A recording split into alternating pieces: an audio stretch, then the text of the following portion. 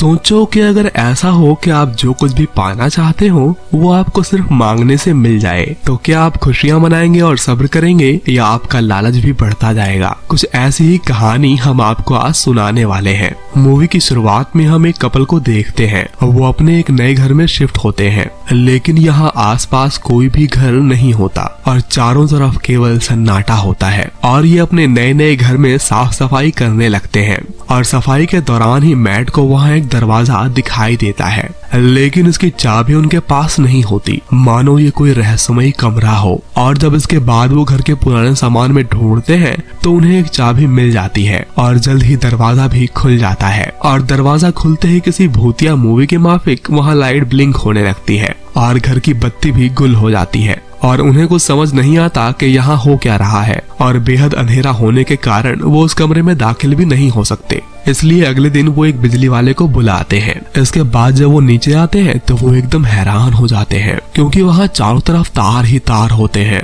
और उन्हें कुछ समझ नहीं आता कि इन तारों का काम क्या है। तभी उन्हें एक व्हील दिखाई देता है जिसमें 3 छोटी छोटी लाइट्स जल रही होती हैं। और वो बिजली वाला भी ये सब देखकर हैरान हो जाता है, क्योंकि वहाँ उसे कुछ समझ नहीं आता कि ये है क्या। और वहाँ से जाने से पहले वो मैट को कहता है कि जो लोग यहाँ पहले रहा करते थे उनका किसी ने मर्डर कर दिया था। और कत्ल की खबर सुनकर मैट को जरा अजीब लगता है और अब वो उसकी तहकीकात में लग जाता है। और इंटरनेट की हेल्प से उसे पता चलता है कि कुछ सालों पहले यहाँ एक कपल रहा करते थे जिनका एक लड़के ने मर्डर कर दिया था, लेकिन इस हत्या के पीछे की वजह आज भी एक रहस्य है। और इसके बाद उस लड़के को भी पागल खाने भेज दिया गया था। अब मैट ये सब जानकर बहुत परेशान हो जाता है और अकेले ही उस रूम में जाकर बैठ जाता है। और वहाँ जब वो परेशान होता है तो कहता है कि काश मेरे पास अभी वाइन की बोतल होती। और जब वो ये कहता है तो लाइट जोर से ब्लिंक होने लगती है और तभी लाइट पूरी तरह बंद हो जाती है। और जब कुछ देर बाद लाइट ऑन होती है तो मैट के सामने एक वाइन की बोतल होती है और वो इस बोतल को वहाँ देखकर हैरान हो जाता है। उसे कुछ भी समझ नहीं आता कि यहाँ ये बोतल आई तो आई कैसे। इसके अगली सुबह जब केट उस रूम में जाती है तो वो पाती है कि वहाँ बहुत सारा कीमती सामान होता है। और मैट उससे कहता है कि ये रूम हमारी विश पूरी करता है, यानी जो कुछ भी हमें चाहिए वो हम यहाँ से मांग सकते हैं। तभी केट अपनी जॉब के लिए विश करती है। इस पर मैट कहता है कि जॉब नहीं, कुछ ऐसा मांगो जो यहाँ पर आ सके। और तभी केट कहती है कि मुझे पैसे चाहिए। और इतना कहते ही लाइट ब्लिंक होने लगती है और अगले ही पल उन्हें रूम में बहुत सारे पैसे मिलते हैं और अब इन्हें कमाने की कोई जरूरत नहीं होती, इसलिए वो दोनों ही अपनी अपनी जॉब छोड़ देते हैं। तभी मैट को मालूम चलता है कि जिस लड़के ने कुछ सालों पहले यहाँ मर्डर किया था वो आज भी जिंदा है, लेकिन उसे इन बातों से कोई फर्क नहीं पड़ता और वो दोनों अपनी विश पूरी करने में लग जाते हैं। और अब तक वो बेइंतहा पैसे मांग चुके होते हैं। इसके बाद मैट कहता है कि हमें अपने बच्चे का प्लान करना चाहिए, लेकिन केट इस बात से नाराज हो जाती है, क्योंकि पहले भी वो 2 बार ये कोशिश कर चुके थे और दोनों ही बार उसका मिसकैरेज हो चुका है। तभी उसके दिमाग में एक आइडिया आता है और वो इस विश को रूम में मांगती है और तभी उसके सामने एक छोटा सा बच्चा आ जाता है।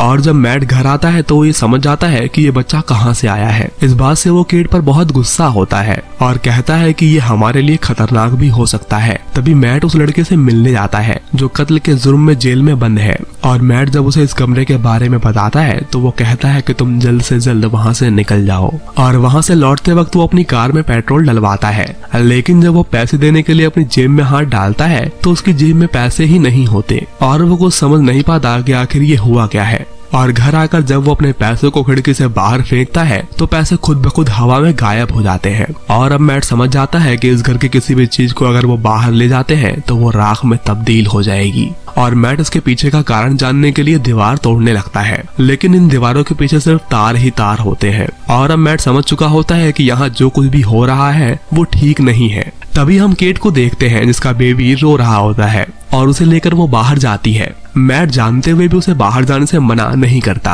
और जैसे ही केट बच्चे को लेकर बाहर जाती है वो जोर जोर से रोने लगता है। उसकी स्किन लाल होने लगती है और मैट ये सब अंदर से सुन रहा होता है, लेकिन तभी उस बच्चे की आवाज शांत हो जाती है और केट जोर जोर से रोने लगती है। और अंदर आने पर वो देखते हैं कि वो छोटा बच्चा अब 7 साल का हो चुका होता है, यानी उसकी उम्र बहुत तेजी से बढ़ चुकी होती है। और यहाँ जो कुछ भी हुआ वो उनकी समझ से परे होता है, यानी इनका ये बच्चा घर से बाहर नहीं निकल सकता और अगर वो बाहर गया तो उसकी मौत हो सकती है। केट अपने बच्चे से बहुत प्यार करती है, इसलिए वो हमेशा उसी के साथ रहती है और अब वो मैट को जरा भी टाइम नहीं देती, जिस वजह से उनके बीच दूरियां बढ़ने लगती हैं। एक दिन इनका बच्चा अपना हाथ वहाँ से बाहर निकालता है, लेकिन तभी केट वहाँ आकर उसका हाथ अंदर खींच लेती है और वो अपने बेटे से कहती है कि तुम्हारी तबीयत ठीक नहीं है, इसलिए तुम बाहर नहीं जा सकते। और एक रात जब वो सो जाते हैं तो उनका बच्चा उसी विश वाले रूम तक पहुंच जाता है। साथ ही वो उस व्हील तक भी पहुंच जाता है जहां 3 छोटी छोटी लाइट्स जल रही होती हैं। और अब वो समझ जाता है कि वो इस दुनिया में कैसे आया है।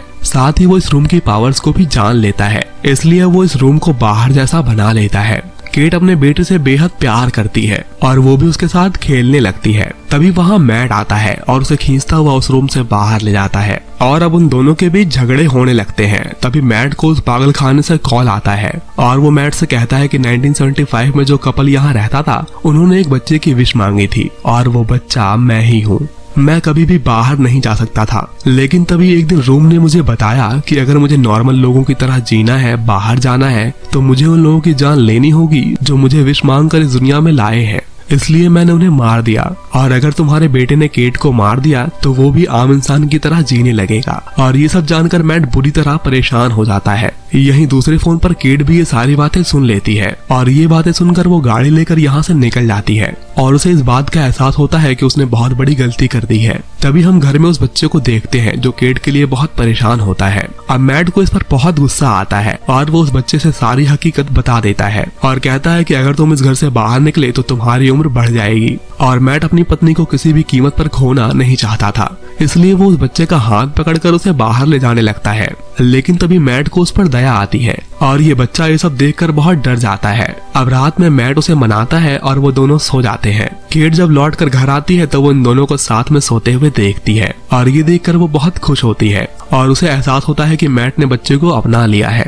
इसके बाद वो मैट के करीब आती है और वो दोनों वहाँ इंटीमेट होने लगते हैं और तभी ये बच्चा उन्हें दरवाजे के बाहर से देख रहा होता है। इस वजह से वो केट को पसंद करने लगता है और वो भी उसके करीब आना चाहता है। और अगले ही दिन वो बच्चा जानबूझकर घर से बाहर जाता है और जब वो घर के अंदर आता है तो वो जवान हो चुका होता है और केट उसे देखकर हैरान हो जाती है। लेकिन इससे पहले कि उन्हें कुछ समझ आता वो मैट को गन पॉइंट कर लेता है और उन दोनों के बीच हाथापाई होने लगती है, जिसमें केट गिरकर बेहोश हो जाती है।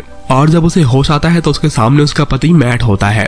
मैट उससे कहता है कि मेरे और उसके बीच हाथापाई हुई जिसमें उसकी मौत हो गई। अब केट ये सुनकर बहुत उदास होती है। इसके बाद हम कुछ दिन बाद का सीन देखते हैं जहाँ केट पूरी तरह डिप्रेस्ड होती है और वो मैट से कहती है कि हमें इस घर को छोड़कर चले जाना चाहिए। लेकिन अब मैट पूरी तरह बदल चुका होता है। वो केट से कहता है कि हमें यहीं रहना चाहिए क्योंकि यहाँ पर हमारे पास सब कुछ है।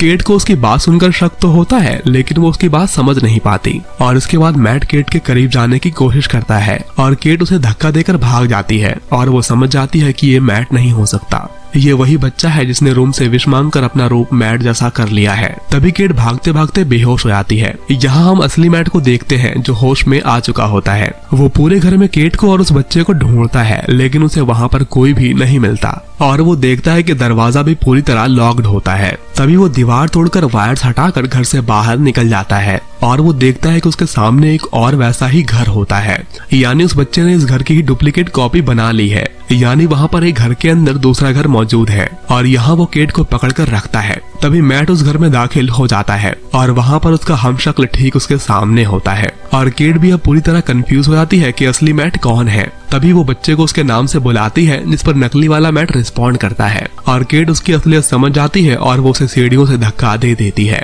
और तभी वो दोनों घर से बाहर निकलने लगते हैं। लेकिन वो बच्चा अपनी शक्तियों से पूरे घर को ही भूल भुलैया बना देता है और इन्हें अब बाहर जाने में बहुत दिक्कत होती है, लेकिन किसी तरह वो घर से बाहर निकलने में कामयाब हो जाते हैं और वो बच्चा भी इनका पीछा कर रहा होता है। तभी केट और मैट अपने असली घर में आ जाते हैं और वो बच्चा उनके सामने होता है और जैसे ही वो मैट पर हमला करता है वो उसे लेकर घर से बाहर कूद जाता है और केट फौरन घर का दरवाजा अंदर से बंद कर लेती है और बाहर रहने से उसकी उम्र तेजी से बढ़ने लगती है और इस वजह से उसकी डेथ हो जाती है और अब वो दोनों इस घर को छोड़ने का फैसला करते हैं और इसी के साथ ये कहानी यहीं खत्म हो जाती है।